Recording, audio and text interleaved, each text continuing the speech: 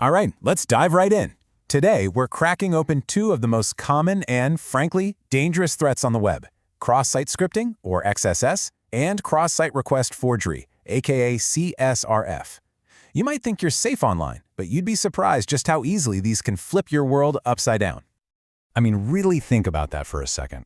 What if one simple comment, the kind you see on a blog post or a product review, could silently start stealing your login info, your personal data, or even empty your bank account? This isn't some far-off, futuristic threat. It's the reality of what these attacks are capable of right now. So, how is any of this even possible? Well, to get to the bottom of it, we have to look at a fundamental problem. A flaw, really, right at the heart of how your web browser is designed to work. It all comes down to its model of trust. Okay, so here's the core issue. When you go to a website, let's say your bank's website, your browser's basic rule is, hey, anything that comes from bank.com is legit. I trust it. That includes all the code, like JavaScript. The whole game for an attacker is to sneak their own malicious code into that trusted package. If they can do that, they trick your browser into running it with the full power and permissions of the bank's website. It's the digital version of a wolf in sheep's clothing, and it's incredibly effective. And let's be clear, the fallout from this isn't just some minor technical glitch. We're talking about serious, real-world damage. Attackers can snatch your cookies to hijack your session and just take over your account. They can force through unauthorized payments. And for businesses, the cost is huge. Massive reputation damage, not to mention some pretty crippling fines from regulators. The stakes here are incredibly high. Let's meet our first villain, cross-site scripting, or XSS. Now, when you think of XSS, I want you to think of one target. You, the user. The whole point of this attack is to hijack that trusted relationship between your browser and the website you're visiting. Put simply, XSS is what we call an injection attack. The attacker finds a weakness, like a comment section or a search bar, and uses it to inject a malicious script into the website. When your browser loads that page, it sees the script, thinks, oh, this must be part of the site, and just runs it. It's kind of like an attacker putting on the website's official uniform to fool you into giving them access to everything. Now, XSS isn't just one thing. It actually comes in a few different flavors. You've got stored XSS, reflected XSS, and DOM-based XSS. We're going to focus on the two you'll run into most often, the ones that cause the most trouble: stored and reflected. So, stored XSS is widely considered the most dangerous of the bunch. Imagine an attacker posts a comment on a popular forum, but hidden inside that comment is a malicious script. The server, not knowing any better, just saves it right to the database. From that moment on, every single person who loads that forum page gets hit. The script runs in their browser, stealing their data. It's literally a digital time bomb just waiting for visitors. Reflected XSS, on the other hand, is a little different. Here, the bad script isn't stored on the website. It's actually part of a link, a URL. The attacker's job is to trick you into clicking that link, usually through a convincing phishing email or a social media message. When you click it, the website server takes the script from the URL, kind of reflects it back into the page it sends you, and boom, your browser runs it. It's a one-and-done attack, but it's way easier for an attacker to create and spread around. Okay, let's switch gears and talk about our second vulnerability: cross-site request forgery, or CSRF. This is a totally different beast. CSRF isn't about injecting code. Nope. This is about tricking your browser, while you're logged into a site, into doing things you never ever wanted to do. See, CSRF exploits the trust a website has in you, or more accurately, in your browser. If you're logged into your bank, that bank website trusts any request it gets from your browser.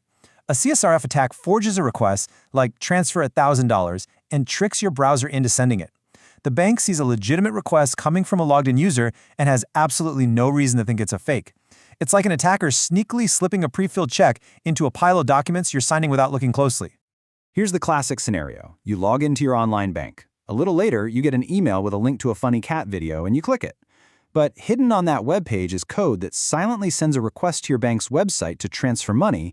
And here's the kicker. Your browser, trying to be helpful, automatically attaches your session cookie to that request. The bank sees the valid cookie, assumes it's really you, and just does the transfer. So what we have here are two very different problems, right? One injects malicious code, the other forges legitimate actions. It only makes sense that they're going to need two completely different playbooks to defend against them. And the core philosophies behind these defenses are like night and day. For XSS, the golden rule is do not trust user input. Anything a user gives you that you plan to display on a page has to be cleaned and sanitized. For CSRF, the rule is different. Do not trust that a user's request was intentional. Even if they're authenticated, you have to verify that they really truly meant to perform that action. So, how do we stop XSS? Well, our number one weapon is something called output encoding. This is where you take special characters like the less than and greater than signs in a script tag, and you turn them into harmless text equivalents. That way, the browser just displays them as text instead of running them as code. You can also add other layers, like a content security policy, which basically acts as a bouncer, telling the browser you can only run scripts from these approved sources, blocking anything else that might sneak in. And what about defending against CSRF? The classic, time-tested defense is the anti-CSRF token. The server gives your browser a unique, secret, one-time use password for a specific action. That token has to be sent back with the request. An attacker on another site can't guess it, so their forged request gets rejected. Even better, modern browsers now support something called the same-site cookie attribute, which is a powerful tool that just tells the browser, hey, don't send this cookie if the request is coming from a different website. Simple and very effective. Okay, we've broken them down, we've looked at how to defend against them, now it's time to put them side by side and really nail down the differences. When it all comes down to it, what are the key differences you absolutely need to remember to tell these two apart? Let's just walk right through it. The goal of XSS? To steal your data by exploiting the trust you have in a website. The goal of CSRF? To force your browser to do something bad by exploiting the website's trust in your browser. The method for XSS is injecting script. For CSRF, it's forging a request. And as we've seen, the defenses, encoding versus tokens, are worlds apart. So if you walk away with only one thing today, let it be this. XSS is all about what the user sees. It's an attack based on tricking your browser with malicious content. CSRF, on the other hand, is all about what the user does. It's about tricking your browser into performing an action without your knowledge. Sees versus does. Ultimately, real web security isn't about finding that one single perfect solution. It's about defense in depth. It's about building layers. You need your XSS defenses and your CSRF defenses, because a clever attacker can sometimes use one to bypass the other. Each layer of security is there to catch what the others might miss. And that kind of leaves us with one final question to think about. As our applications get more and more complex, and attackers get more and more creative, the fight for a secure web is never really over. It's a constant cycle of vigilance, of adapting, and of building stronger, more resilient defenses. Thanks for tuning in.